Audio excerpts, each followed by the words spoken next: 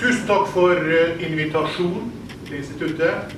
Vi veldig glade for å reise rundt og holde foredrag, fortelle om det vi holder på med.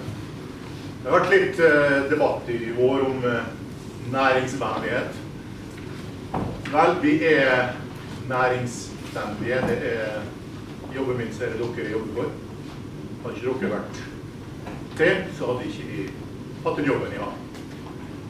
Og om det å være næringsvennlig, det er ikke så sikker på, men vi er i alle fall ikke dumsnille. Jeg laget tittelen «Hvordan arbeider instituttet for å redusere usikkerhet i bestandsrådgivningen?» Det REDUS-prosjektet. I invitasjonen på programmet så er det også noen andre tema som blir tatt opp i den tiden jeg har tilgjengelig her nå. REDUS står for reduksjon av usikkerhet i bestandsberegninger og i rådgivning. Usikkerhet er noe som vi har. Og jeg har da tenkt å generelt bare lage summere veldig kort opp hensikten med prosjektet. Si noen ord om å beregne tilfeldig usikkerhet, i motsetning til å identifisere systematiske feil. Hvor litt om redusere usikkerhet, hvordan usikkerhet håndteres, og en liten slide om hvordan det prosjektet vi har på Havnehuset er organisert. Vi har fått en ekstra bevilgning, en del millioner over en del år for å arbeide spesielt med det her. Det er ikke tema som er nytt for oss. Det har jo vært et eksisterende tema så lenge jeg har jobbet på Havneinstituttet, og jeg begynte der i 1989. Utdanningen min fra Universitetet i Bergen var nå i statistikk, og senere har jeg fått en grad også i fiskeribiologi. Så i utdanningen min tok jeg helt uten tanke på hva jeg egentlig skulle bli, men jeg fant at et fagfelt som var spennende og interessant. Men når jeg fikk så en annonse med ledig stilling, så våknet vel kanskje en trang til å lære meg. Og mulig det var allerede startet mye før den tid. I 1970 så satte faren opp en hytte, og det ble mange uker hver sommer.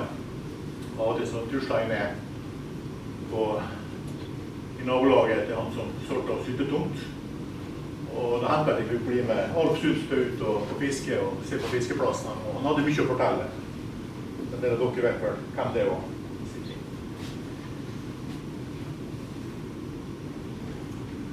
Før jeg sier mer om prosjektet, så vil jeg si noe om hva en bestandsvurdering er for noe. Det er et regnestykke. Bestandsberegning gir en historisk utvikling av en bestandsstørrelse, en enkel fiskebestand, frem til i dag. Og også samtidig da en utvikling av fiskepresset. Hvor stort har menneskelig påvirkning vært på gjennom fiske og på det her. Samtidig, for å få en vurdering ut av det, så må vi prøve å se litt inn i fremtiden. Lage en prognose, en funksjon, som anslår virkningen av et fremtidig fiskeri på bestandsutviklingen. Ja vel. Gammeldagse modeller. Det er en kritikk som har kommet at vi bruker gamle modeller. Den hovedligningen eller modellen som vi bruker i bestandsberegninger har det følgende regnestykket.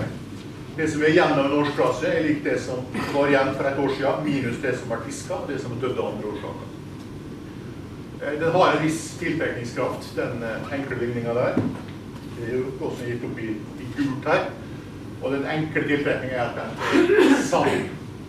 Det å kritisere dette bare gammeldags tenkning, det er litt skilom. Da kan man si at addisjon og subtraksjon, det er gamle regnarter og finne på noe nytt. Og det blir litt spesielt. Ja. Så hvis vi ser på den veldig enkle ligningen her nå, så ser vi at det er rapportert fiskeri og antagelse eller kunnskap om naturlighet som definerer nivået i bestanden. Fiskeristatistikk er helt vesentlig å ha godt grep om, ellers så har man ikke så mye man skulle sagt om det her. Så moderne modeller med bruker gamle sannheter. Når vi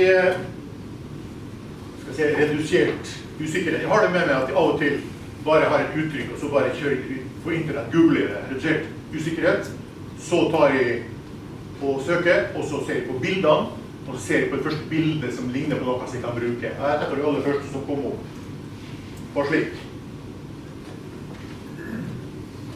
Og da var redusert usikkerhet, i det med tittelen på bildet er redusert reduksjon i usikkerhet gir gevinst. Dette er fra mer sånn fagfelt som algoritmen har jobbet med. Men det er selvfølgelig ofte den hensikten vi utdanner her også. Vi skal ha redusert usikkerhet for at vi kan ha en bedre gevinst. Trygg gevinst. Ok, hensikt og målsetning med prosjektet som vi har som ekstra bevilgninger på. Det oppnår redusert usikkerhet i bestandsvurdering og rådgivning for våre viktigste bestander. Utvikle og implementere tallfesting av usikkerhet samt håndtering av den risiko som dette representerer gjennom forbedring i inngangsdata, den statistiske modellering og simulering av høstingsregler. Da håper vi var rett inn i det. Beregning av tilfeldig usikkerhet. Veldig mye, nesten all informasjonen vi bruker baserer seg på stikkprøver. På engelsk er det stikkprøvebasert undersøkelse, det er survey, og det kan foregå på landjorda, det finnes mange måter å samle informasjon på. Engelsk uttrykk er sampling, i stedet for stikkprøve. Det mest berømte stikkprøven går på hva folk mener, og en gallup, det er navnet på en person og et selskap i USA, som lager meningsmålinger ut allerede før krigen. Og folk ble ganske berømt, så det kaller ofte en gallup en politisk meningsmåling.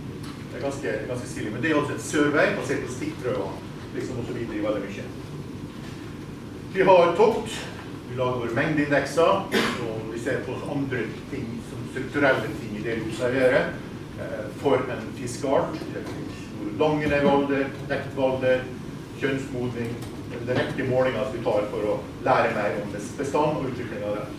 Og ikke minst har vi det vi kaller biologisk prøvetaking, som er alderssammensetning, lengde og vekt og alder i de kommersielle prøvene. Og det er også basert på stikkprøver, og vil være beheftet med usikkerhet. Og jo flere stikkprøver du tar, jo mer overblikk får du. Men tokt er jo en vesentlig del av det her.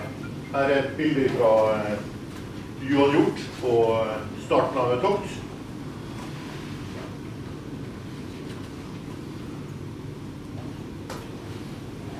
Toktene våre er altså et survey basert på stikkprøver, og et eksempel er et skreitokt i Lofoten. Og her ser dere et kart på kursene, og det er en ekstra informasjon på det her nå. Så det er også en systematisk dekning av et område. Og så, jeg som har jobbet litt med det her, det ser ikke så særlig tilfeldig ut, disse stikkprøvene her. Det ser veldig systematisk ut, men startpunktet er strengt tatt tilfeldig, og fisken er mye og så videre, og omvendt, så det er også stor grad av tilfeldighet kan man treffe på og så videre. Det får du da et peiling på hvor stor usikkerhet er i de resultatene du får. Det toktet er akustiske observasjoner, og det tilsvarer veldig mye, veldig likt det som gjøres på sild. Makrell har litt andre utfordringer, så der har man litt andre datakilder, det er viktig det med tråd. For torsk, som der går på, så kombinerer du informasjonen fra fysikk og tråd med toppen her. Andre tokt baserer seg på fangststrater i tråd. Men her er jo en påstand, en kontinuerlig, jeg kan bare se alt under båten langs kursen. Nei, vi gjør ikke det. De skriver det her i litt hermetegn. Nær bunnen så har vi dødzone, og nær overflata har vi dødzone. Den nær overflata dødzone er stort sett ikke et problem for torsk, i alle fall ikke tokt her. Torsk oppe i Barentshavet kan beite, ligger nær båten og ikke være synlig på ekkolod. Her er gytesesong, fisken står lett eller klar av bunn, og vi tror at vi får med oss en god del. Stor utfordring er selvfølgelig, det gytes jo andre plasser enn i Vesterålen og Lofoten. Og det har ikke ledd fullt så lenge, men hvis vi går tilbake til 2013, så hadde gyteinnsig av skrei som var mer her enn i Lofoten. Altså et fiskeri lokalt her ute på Uavgrunn som var større enn det som var Lofoten. Det slike enorme endringer kan du ha i endringer i fordeling av gytefelt. Og på torsdag hadde vi 1959, da gytten ikke på Lofotsiden i Vestfjorden, mot Bodø og landet der nå var det store konsentrasjoner av gytende skrev. Og ting skjer i naturen sånn som vi ikke kan forutsi egentlig. Det skjer rått, og så er jeg tilbake til et andre mønster senere. Veldig spennende. Lærer det på hele tiden. Vår evne til å se fremover og forutsi ting, den er begrenset. Det kommer helt garantert til å være massevis av hendelser i naturen som vi ikke kan forutsi. Her er bildet av ekkolodd av en brukbar skreiflod. Når du går langs etter med ekkolodd, og du egentlig lar ekkoloddet gå, så får du liksom kontinuerlig gardiner nærmest, som du følger etter og måler det meste langs etter der nå. Det er som en strek gjennom sjøen, med et visst volum, hvor du måler det her nå, så tar du det nye. Det er slike kurser som er parallelle, og vi vet ikke hvor fisken er, men når du går der, så kan du da få en anelse om at du skjærer gjennom en konsentrasjon av fisk, en fiskestim eller stor sammenstilling. På skreitoktet her nå så summerer jeg opp hvor mye ekko vi får langs hver enkelt kurs. Og det reflekterer da, eller det er reflektert energi fra svømmeblæra på torsken, og du kan lage et histogram på det her nå. Og ser oppe til venstre her, så ser vi at dette er da disse kursene som vi hadde fra utenfor øst og innover Vestfjorden. Ganske tett med kurser, og da ser vi at utenfor øst har vi kjent god konsentrasjon, og ser det nok så sporadisk innover til du kommer inn i Øst-Lofoten for å få bra mengder langs av kursene der nå. Og da kan vi begynne å regne på hvor mye ekkomengde, hvor mye reflektert energi er her nå, og vi kan lage en kurve, og jeg har antatt noe om en usikkerhet i det her nå. For det har jo ikke dekket alt, jeg har bare noen små striper her nå, det er jo fisk imellom her, og må man få noenlunde peiling på hvor sikkert er det tallet som vi kommer ut med. Det kan du gjøre på en måte her. Det nederst her nå, den ekkomengden som vi får, den oppgis som kvadratmeter, og det er faktisk tilnærmet kvadratmeter svømmeblære sett ovenifra. Ganske greit. Stor fisk er mer enn liten fisk, men det gjør at vi absolutt trenger å vite hvor stor fisken er, og vi fanger den. Det er litt annet kart her, bare for å vise hvordan vi jobber. Vi har i nordområdet, nesten ut av kart her i nordkant her, og det er litt lengre avstand mellom kursene, for det er generelt så fullt så mye fisk. Så legger vi kursene tettere nedover Røstbank der det var en del mer fisk. Så har vi tetteste konsentrasjonene har vi da innover Vestfjorden, hvor vi har de tetteste kursene. Og hvor det egentlig også blir lett å tette kursene, for det kan, som fisken står langs med, er ikke så bred. Så har vi merket av hvor vi har ekstra trålhal for å se på sammensetningen av store fisker. Hvor gammel er det i områdene her nå? De store svarte strekene er da inndeling i områdeinndeling bare, som er nummerert som 1, 2 og 3. Så har jeg slått en sirkel rundt det her da. Den har jeg brukt for å si hvor mye skal jeg la det trålhalet her bidra med i beregningen. Det skal liksom forklare en del av det vi ser, men ikke alt. Og så er det jo enkelte plasser der jeg tatt fangster der det er mindre fisk. Det skal ikke få så mye betydning i regnestykket mitt som i området har vært her. Så slår en sirkel rundt og ser hvor mye ekko var det i det området der nå, og det blir da som genererer en vektingsfaktor som det skaper det trålhalet, og da får det være med og ha innflytelse her nå.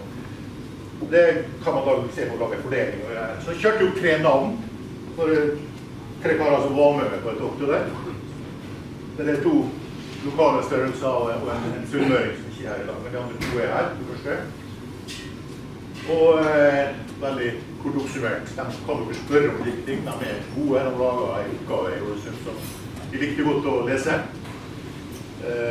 Så vi støtter kvaliteten på nye fiskere, slike folk som blir fiskere i Norge, så ser norsk fiskerinæring ser lys ut. Og det året så laget jeg da beregning som resultat i mine mengdeindekser ser slik ut her nå, hvor vi fordeler på alder, hvor vi ser det domineres av 3 årsklasser. Fargene gir i hvilket område av Lofoten og Vesterålen jeg observerte dem, og så har jeg en strek som går Den liksom veldig viktig for den prestasjonen her nå, for den går jo på usikkerhet. Hvis jeg skalaen ute på høyre side, på engelsk, det står RSE, det står for relativt standard error, det er en relativt standard feil, og det er tall på usikkerhet i mine målinger. Og uten å gå i voldsomme detaljer, så sier jeg bare at det er svært kjekt å komme under 0,2 eller 20% på disse her, og da blir det tallene svært så brukbare. Hvis de ligger rundt 0,3 eller høyere enn det, så har jeg litt vondt i magen og synes at det går veldig mye penger bort i litt lite.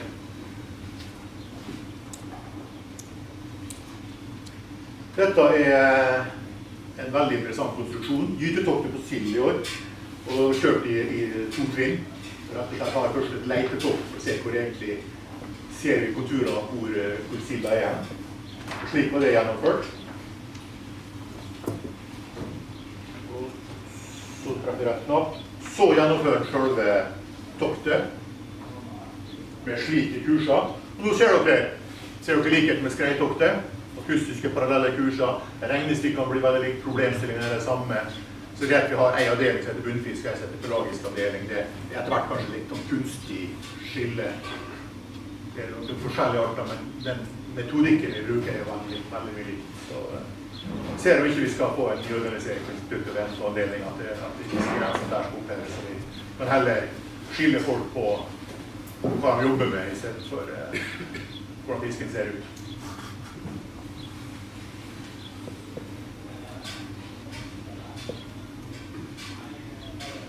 Veldig spennende resultat egentlig der i gytetoktet som var. Og her er jo sammenligning fra andre opplevelsesskjerm som andre figuren. 201,5 og 201,6. Du kan gjette hva det står der egentlig. Dette var helt fint som min egen skjerm. Dere skjønner det er 2 tokter som sammenlignes, og her ser vi jo noen av utfordringene vi har i at endring i adferd, endring i vandring gjør at fisken kan bytte i gytefekten. Og det vi også ser på høyreplottet, årets tokk der nå, er at det var ikke mange plasser man fant tette konsentrasjoner av sild, men igjen fant man veldig mye akkurat der, veldig flekkvis. Og det er en kjempeutfordring, vi gjør usikkerheten stor. Og det slår jo ut i at vi kan ha en biomasseindeks på venstre side plott her nå, og da ser vi en vertikal linje med sånn topp og bunn på det vi kaller konferensintervall. Og vi har også en måling, resultatet vårt er et plass innenfor den. Og så ser du årets, hvor strekene er ufattelig lange i forhold. Noen av mine kolleger har velget å si at det toktet representerer en nedgang viser en nedgang. Nei, det er ikke rett. Det viser ikke en nedgang. Det viser 2 tokter stor usikkerhet, og at du kan strekke det så langt du kan si at det ser ut til kanskje mest sannsynlig en nedgang. Men i tegningen her er helt plausibel forklaring at resultatet her kan være en oppgang. Helt innenfor den usikkerhetsgrensen du har. Så det å si at utifra det midtpunktet, uten å hensyn usikkerhet å si at det er en nedgang, vi har observert en nedgang, det er faktisk ikke rett. Å være litt mer moderat i sitt språkbruk. Flott det var å illustrere usikkerhet. Tidligere her i år så laget jeg en figur på en steinbit. Vi bare sa det fra tokt. Og så er det endret seg. Det er 3 kurver, den midt på, og så har vi nedre og øvre grense. Så egentlig så skal da kurva min som er i midten, den skal være et sted innimellom disse 2 blå i stykpunktene her da. Og da er jo som mennesker vi bruker det visuelle, vi ønsker å se på trender og går opp mot slutten her og så videre. Det er plass til veldig mange figurer innenfor disse 2 yttergrensene her da. Og viser helt forskjellige ting. Og det nederste der, vi kalte det antallsindeks. Dette viser jo en eller annen utvikling, ser vi. Det gjør ikke det. Dette er jo tatt i minnet, laget et regneark, og så plukker jeg fram det som heter slumptallsgenerator, lager tilfeldige tall. Dette er bare en rekke med tilfeldige tall. Det ser ut som det er en form for en utvikling av et eller annet. Så gode er øynene våre til å overtolke tilfeldige tall. Vi ser mønster i det hele. Skummelt, ja, litt skummelt det. Men det er der vi er. er veldig god på å tolke ting. De er faktisk alle mennesker utsykt med en evne til å overtolke slike ting som det er. Dette har vi slitt jo med internt som forskere også. Vi vil jo gjerne ha tanker, vi vil gjerne tro på ting, men hvis vi ikke tar hensyn til den egentlige usikkerheten og ser hva det egentlig er rom for å ha tolkning her, så bommer vi. Dette er den kanskje beste nyheten. Jeg vet ikke om du har sett det før her nå. Dette er Mycocta-sild, antallsindekser. Ser du godt å komme stekkes ut i antallet? Det er en ungårdsklasse som er 3 år, og det er 2013-årsklassen av sild, som er faktisk nå mest tallrik i toktet. Og det er da i et område og ved en alder hvor ikke all silda har rekruttert. Så det vil jo være noe påfyll. Dette er da svært usikkert, men det er egentlig sånn, ok, kanskje vi har noe påfyll bak etter 2004. Så denne får vi hoppe på, og det er veldig spennende å følge i tokt videre, og se når det dukker opp i fangstene hvert, hva vi får av mengder ut av det her. Dette er egentlig ganske bra det.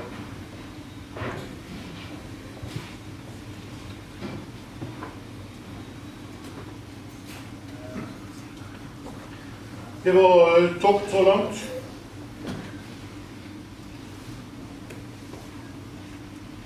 Her sier vi litt om veldig kort om viktigheten av å karakterisere den menneskelige påvirkningen, fra stikkprøver fra det som fanges.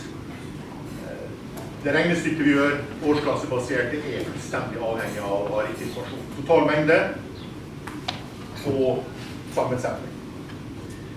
Det å skaffe tilfeldige stikkprøver fra et kommersielt fiske, det er litt logistikkutfordring. Som en del av redningsprosjektet så vil det bli i gang med et samarbeid med Havforskningsinstituttet, Norges Sildesalgslag og Norsk Regnsentral. Det er statistisk basert prøvetaking av NVG-sild. Og den siste samarbeidspartneren her er jo da selvfølgelig alle som fisker sild. Det viktigste i det her. Så rett og slett, det er i en foreløpig på tankestadiet. Det begynner å skisse noen tanker rundt her nå. I utgangspunktet så kan tenke seg en liten prøve, representativ prøve fra fisk fra hver 10. fangst, eller kanskje litt sjeldnere. Så vi ser hva godt det kan brukes til å karakterisere fiske. Det er en del logistikkutfordringer med det her, og vi er fullstendig avhengig av næringen er med på det, og hjelpe oss med å finne gode, praktiske og greie løsninger, så det ikke blir en for stor plage eller det her, for det kan gjøres på en enkel måte.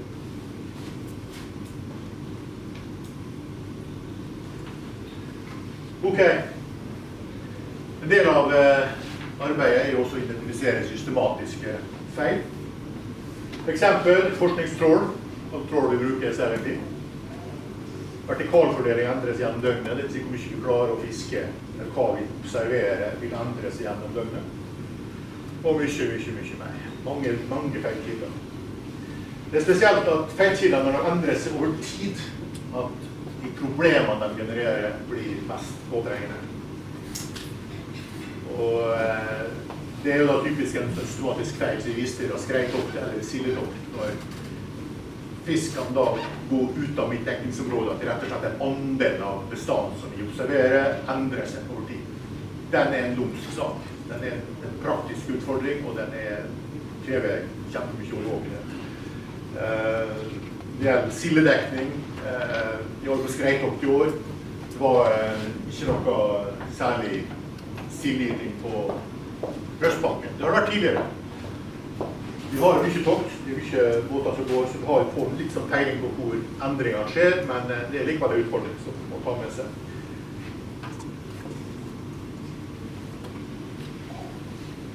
Og vi velger å si det på en måte her at det er når resultatene fra standardiserte tokt varierer på grunn av andre årsaker enn endringer i bestand, at problemene er størst. Det sier seg selv. Hvis vi får andre endringer som vi da tolker som endringer i bestand, da gjør vi feil. Så det gjelder å standardisere toktene og prøve å klare å oppdage de lumske feilene som kan dukke opp. Konstante relative feil i det vi observerer. Det er flere mekanismer inne i disse bestandsmodellene for å korrigere det. Slik at konstante feil er faktisk et relativt ubetydelig problem I forhold til disse feilene som endres over tid.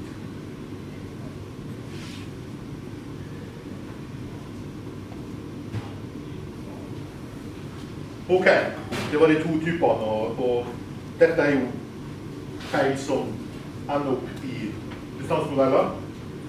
Og som del av prosjektet, for å redusere usikkerhet, så må du da forstå usikkerhet, og du forstå hvordan usikkerhet I innholdsdata forplanter seg I modeller.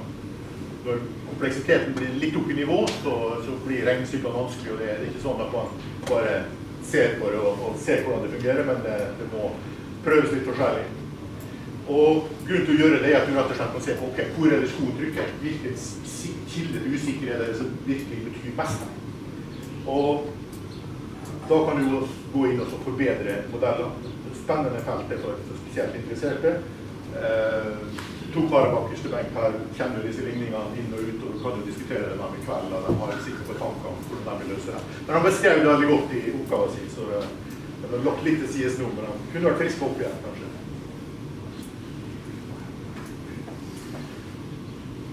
Det en kjent usikkerhet, spesielt tilfeldig usikkerhet som man får. Da går det an å ta høyde for den I lage sikkerhetsmargin mot et for høyt fiskepress. Har du høy usikkerhet, så blir det vanskeligere med optimal utnytting av en ressurs. Hvis ikke helt og du ønsker å være litt forsiktig. Så gjør man enkle kost-nytte-betraktninger, så sier det seg selv, reduserer usikkerhet for de økonomisk viktige eller sånn. For meg vil det virke naturlig strategisk grep, og de fleste her vil være ikke gjenkjennende til det. Men håndtering av usikkerhet, utvikle forvaltningsregler og testing av forvaltningsregler, det jo en del av rådgivningen at det baserer seg på forvaltningsregler. Og vi ikke sånn ekstremt gode på komplekse ligninger, vi ser ikke hvordan de virker. Og det litt verre enn å bare løse noen oppgaver med et regneark. Så for å bringe det her videre, så trenger vi å lage egentlig ganske relative komplekse simuleringsmodeller. Vi prøver å lage modeller som simulerer herme etter naturen. Det en forenkling, men vi lager dem så komplekse som vi klarer å få dem til å legge inn den kunnskapen vi har der nå. Og da kan vi rett og slett simulere den problemstillingen. Hva hvis vi har sånn og sånn problem, og så ser vi hva skjer I den modellen her nå. Og hva skjer da I virkeligheten egentlig, så man kan begynne å håndtere det og se hvordan det går. Sammenheng mellom interaksjon mellom sild og makrell, det et absolutt tema for å se på slike simuleringer, på hvordan det virker. Dette interaksjon mellom sild og makrell, ikke et regnestykke som vi vil eksperimentere med til havs. Dette vil vi ha veldig mye arbeid med for å se på det her nå. Og naturen kompleks. Vi kan sette ting på spissen, og vi kan diskutere I alle mulige retninger.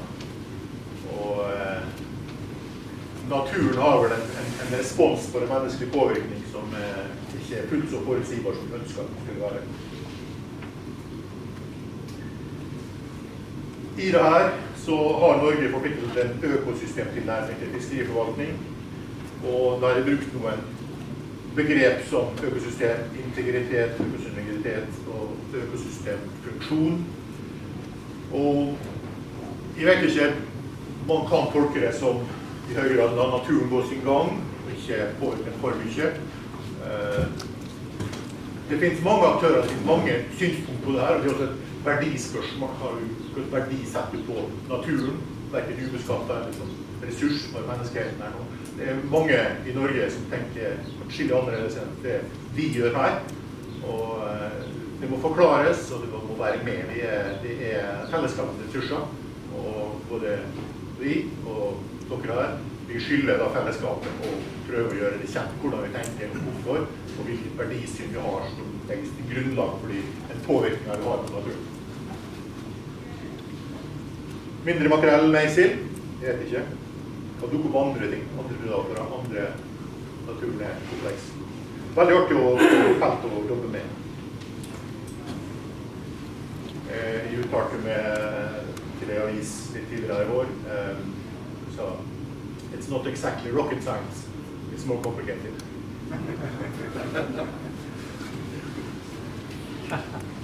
Det forskjellen er at meteorologene kan jo, og alle andre kan jo sammenligne væremiljøet med hvordan været virkelig ble. Det kan vi ikke her på fisk i stort sett. Hvor mye fisk var det for så mange lang tid siden? Vi har jo noen kurver, vi viser jo historikk, men fasiten er jo ikke der. Det er bare et regnestykke. Så det er ingen som kan se oss skikkelig i kortet. Det er en flaks der. Heldigvis. Da er redusorganiseringen, det er rett og slett sånn 4 ulike arbeidspakker. Det er modellering, der jeg som med å lede den arbeidspakken sammen med en kollega. Det er tokt, vi jobber med det. Disse simuleringene er viktige, og vi har en arbeidspakke på kompetanse og kommunikasjon. Vi trenger også å bygge forskningskompetanse innenfor feltene her, spesielt på modelleringssiden. Det var annonsert her at noen presenterer oss som liksom verdensledende, at vi er veldig gode på forvaltning og forskning og veldig mye. Det gjelder bestandsmodellering, så kunnskaperen også er vi er bedre enn Belgia. Kanskje Sverige også. Det er jo slik at når plutselig en mann blir pensjonist, så mister vi halvparten av kompetansen på bestandsutviklingen, bestandsutberegningsmetodikk, instituttert på utviklingen i modeller. Så er vi der også. Ja. Jeg vet at enkelte folk har bekymret seg over det ganske lenge.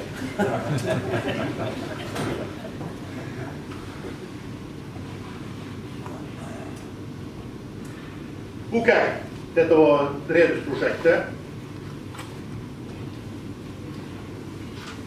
Kvoterådgivning. Ikke bare summere opp veldig kjapt nå. Det er en del yngre folk her nå, hvis ikke du kjenner til det her nå. Det er til og med folk som kommer fra både kommune og plutselig får muligens, hvis folk vil med seg normkompetanse på fiskeri inn i kommunen, og politikere som må kanskje sette seg litt inn i det her, og det er veldig bra. Bare å stille spørsmål, politikerne stiller spørsmål, og har dere spørsmål om politikk, så kan vi svare på det også. Så svarer deg vi også. Fiskeriavhengig data, tokt, merking, inngangsdata til det her. Vi har fangstmatrise, som vi kaller det. Det er altså hvor ikke fiskes av hver aldersgruppe. Ekstra informasjon, bygg, også en del antagelser. Og så har vi ekstra informasjon, miljø, klima, andre ting. Så har vi da modellering og prediksjon, funksjonstabell. Basert på det så utformes det råd. Så det er en hel kjede på her. Man kan selvfølgelig lage råd på annet grunnlag, og man kan lage råd på veldig spinkelt grunnlag, og det er viktig egentlig å prøve å kommunisere hva du egentlig grunnlaget for ditt råd er. Og det, når det er komplekse modeller, og det er spesielle betraktninger, så blir det å gi råd, det blir liksom nesten en kunstart i seg selv, for å få klart hva du gir her nå. Enkelte politikere har hatt det litt med det her sagt at kan du få tallet, takk? Det blir litt fælt, for da er det sånn, ja. Det overlates litt for mye til forskeren, og ikke bare litt alt for mye. Slik ser toppen av et ark på rådgivning fra det internasjonale havforskningsråd ut. Det er ices.dk, den som ikke har vært inne på internett og sett på disse rådene. Det er på engelsk. Det tar litt tid å settes inn i det. Det er også dokument her som viser hvordan rådgivningen er utformet og hvorfor. Og det er litt viktig å ta med seg at disse rådene ønsker å ta hensyn til den strategien som fiskeforvaltningen har satt. Og så råd tar utgangspunkt i forvaltningsplaner. Disse planene har rotfestet i mer eller mindre godt beskrevne strategier. Og det varierer da. Fiskeriene er også internasjonale, ganske vesentlig. Og strategi må nødvendigvis også forholde seg til overordnede målsettinger. Så disse planene er noe mer konkrete.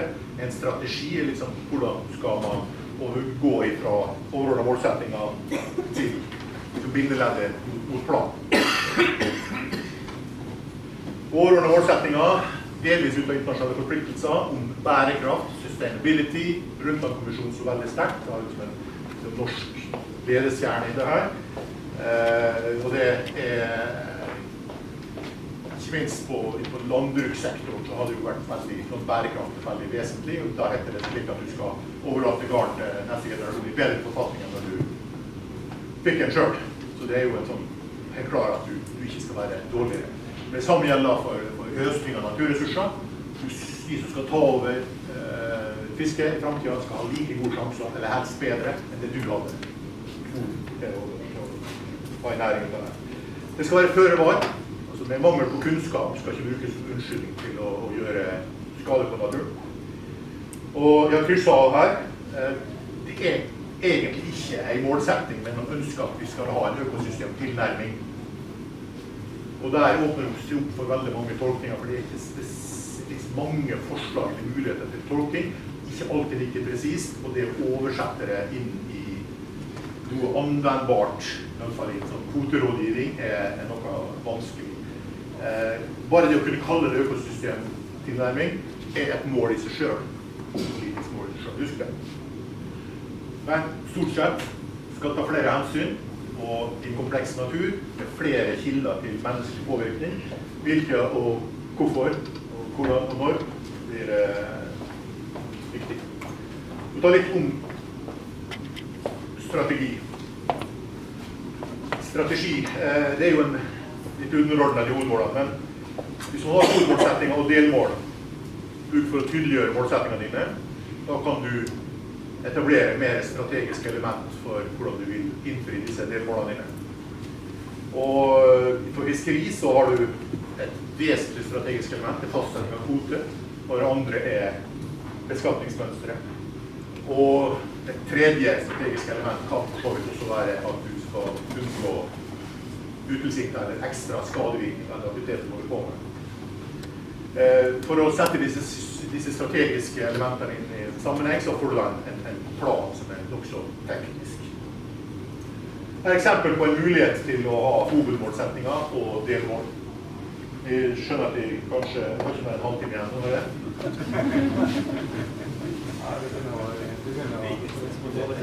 Hvor mye tid vil du gi meg? Nei, du kan jo få 7 minutter. 7 minutter? Da ja, det skal gå greit. Det står her at jeg skal også si noe om bestandsutvikling for bestander i Barentshavet og Nordsjøen. Rådene er tilgjengelige på nettet. Er det viktig at dere vil ha det presentert? Kom og snakk med meg, så kan vi ta det på en egen skjerm, vi kan vise, vi kan ta det. Så du har et nyhetsbord der, og de rådene er gitt allerede, og det viser bestandsutviklingen. Det var det jeg hadde tenkt å komme med. Men ta det på 2-mannsånd, 3-mannsånd. I et pause kan ta et sånt ekstra seminar. Er det greit? Da sier vi det slik nå. Så fortsetter vi bare her, og det blir litt ødeleggende tid til spørsmål. Men her er jo hovedmålsetninger som delvis i antall. Dette her er strengt tatt et forslag som kommer fra forskerhold, og det er for å spille det inn mot direktorat, mot departement og mot fiskerinæring, og til å prøve å kanskje lage en utgangspunkt for å diskutere videre. En av bakgrunnene for det er at vi har deltatt selv en lang årrekke med forhandlinger mellom Norge og EU rundt fiskeressursene i Nordsjøen. Og vi har da en motpart som i tillegg til å være delvis i oppløsning heller ikke er i stand til sitt politiske system å skaffe seg monterbare mandat til å diskutere vesentlige ting. Og da ser det ut som at man må rett og slett gjøre en litt annen form for hjemmelekse, etter min mening, og vi har, vet ikke, andre kan jo også nikke den som kjenner litt til problemstillingene her. Så dette ønsker Fremskrittspartiet og en del med både i direktorat og også i departementet jobber litt videre med sånn mer ensidig fra norsk side, og så får de der i sør for få det litt presentert, litt tydeliggjort. Men det var ikke sånn på hovedmålsettingene. Sikre et høyt langsutbytte. Ikke noe ondt i det. Oppnå et fangst med mer stabil enn svingende bestand, og unngå skadevirkning av fiskeriene. Den siste der, den begynner å bli vanskelig, som en målsetting. Selvfølgelig skal du unngå skadevirkninger, men hva er det som skader? Hvor mye kan du påvirke naturen før du kaller det påvirkning, eller du begynner å bli en skadevirkning. Dette går på verdisyn. Dette krever deltakelse, synspunkt, meninger, saklighet. Det en lang vei å gå for å finne ut av det her. Det sånn, hva samfunnet villig til å akseptere? Hva synes vi? Hvordan skal vi ha det i fremtiden? Helt viktige spørsmål. Ikke enkle, og aldri ta lett på slike ting som det her. Så har jeg laget en liste med delmål. MSI. MSI står for Maximum Sustainable Yield. Det da bare oversettelse av videre høy lakseutbytte. Ok, til fiskepress i det høyeste lakseutbytte. Sånn målsettingene her. Prøv å løse regnestykkene, prøv å se hva som gir best uttelling på sikt. Unngå rekrutteringsoverfiske. Det rett og slett. Du må ikke fiske mer enn at gytebestanden såpass stor at den ikke går ut av rekrutteringen. Hvis du fisker så hardt at det blir lite gytebestand, det null foreldre igjen, det går nedover. Det helt åpenbart. Det helt vesentlig. Dette har vi sett så mange bestander, at når gytebestanden blir for lav under en viss grense, så går det ut over rekrutteringen og utbytte i fremtiden, og det en definisjon på bærekraft. Du ødelegger for fremtiden. Vi har vært noen ganger i situasjonen her nå, vi har slitt en del ganger, men nå ser det i øyeblikket relativt bra ut. Men det der. Du får drastiske endringer i fremtiden også på rekruttering på det bestander som blir gitt av naturgitte forhold. Det har historien vist oss, og det har vært drastiske endringer i naturen som får rekrutteringskollaps og enorme virkninger på fiskeriene. Jeg tror ikke dette vi har vært inne i et par tiår nå som har vært forbausende stabile. Den gamle historien kommer til å gjenta seg. Sikkerhet produktivitet, altså unngå vekstoverfiske, det går igjen på at i alle fall på torskefisk, delvis en del pelagiske arter, for liten når du fisker den, så har den ikke utnyttet veksten til. Tar du fisker en fisk midt i sin beste vekstperiode, så den tatt, og den kan ikke fortsatt vokse. Sikkerhet produktivitet i bestanden. Det må du se på interaksjoner, du må se på det masse sammenhenger. Unngå fysisk skadevirkning av hundehabitat, unngå til en viss grad, kanskje mulig i mulig grad. Trål er ikke eneste som påvirker det, line også virker på forbud vi har. Det massevis av folk i Norge som kan tenke seg å bare forby bunntråling uten tanke for hva vil det si, eller hva problemet, hva utfordringen. Så lager liste videre med det her. Ta hensyn til usikkerhet har jeg tatt med. Så har jeg tatt med unngå å forsterke naturlige bestandsvinninger, unngå uønsket bifangst. Det går an å ha sånne målsetninger, og da kan man unngå å prøve å oversette det i kalles det strategiske elementet. Det er lista noen her, det er 3 stykker. Kvote skal tilsvare det fiskepresset som gir høyest utbytte, som prinsipp. Har du høy usikkerhet, så reduserer du fiskepresset til nå, og du er sikker på at det ikke er negativt. Sikre bærekraft. Og punkt nummer 3, skulle bestanden bli redusert på nivå og produktiviteten bli redusert, skal fiskepresset bli redusert fra nivået definert i punkt 1 av 2. Særlig når gytebestanden er likevel naturlig, kanskje naturlig, eller andre grunner er kommet for lav, så ønsker du å bygge opp igjen. Altså, du kjører ikke på med vanlig fiske, du tar et krafttak for å få bestanden opp igjen. Hvorvidt hensiktsmessig det, om du får bruk for slike strategiske elementer, vanskelig å si. Og det har jeg prøvd å tolke inn i noen sånne regler her, alternative høstingsregler, og da begynner man å snakke om sannsynligheter, og konfidensintervall, og TAC, total lower catch. Da begynner det straks å bli komplekst, da blir det med en gang for spesielt interessert. Men dere jobber jo med det, dere er spesielt interessert. Kan leses opp litt. Det går an å være tema på en del foredrag på den konferansen her, som kommer til å bli etablert som en av de kjekkeste i Norge på et fiskeri.